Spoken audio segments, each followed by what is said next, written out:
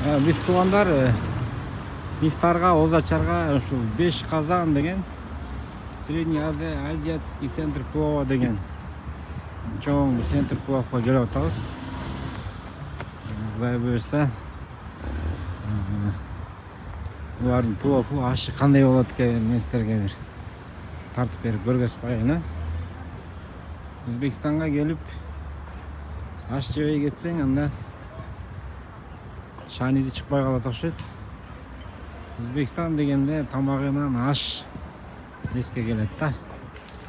Азыр буйрса мынакей бүгүн ушул 5 казан деген чоң центр плов ресторанга келдик, кафеге. Кудай буйрса аш жейбиз бул жерден. Элдин көбүн караңыздар, туугандар. Ушунчалык эл көп.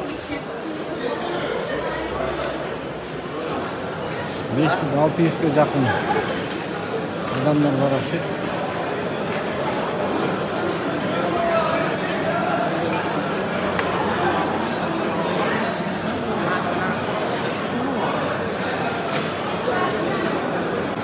Кандай экен, аш кандай экен, орду кабыл болсун. Аш сонун экен. Барыңыздар асыңыздарыз. Келиңиздер.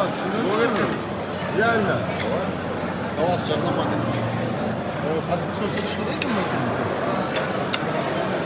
Элдин көбүн караңыздар, 500ге жакын адам бар бе? Биринчи этаж, экинчи этаж, төрткө.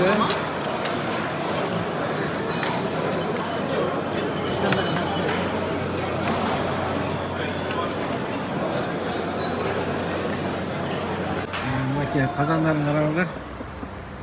Ушун баарына түгөндө ушунча 5 казан караңыздар. Жазалган аштын баары түгөнүп калат экен, ушунчалык эл көп. 5 казан. Ушундай ар кайсы порцияда.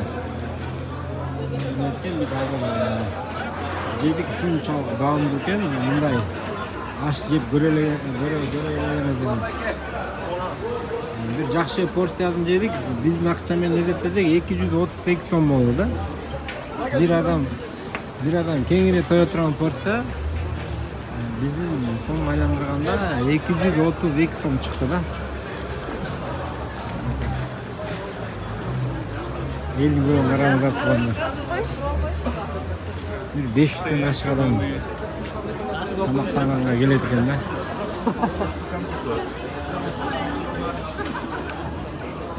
Средний Азия боюнча бул белгилүү точка центр плов 5 казан. Ким Өзбекстанга келген болсо, 5 казанга келип ашын жеп кетиңиздер, сөзсүз арманда каласыздар. Кечинде башнянын көрүнүшүн караңыздар, аябай кооз экен. Достор, анда кийинки чыгарышка чейин дагы саламатта туруңуздар. Мен силерге дагы кийинки чыгарышта мындан дагы кызыктуу жерлерин тартып берем. Кудай буйрса, лайк басып туруңуздар. Мен силердин кызматыңыздардамын.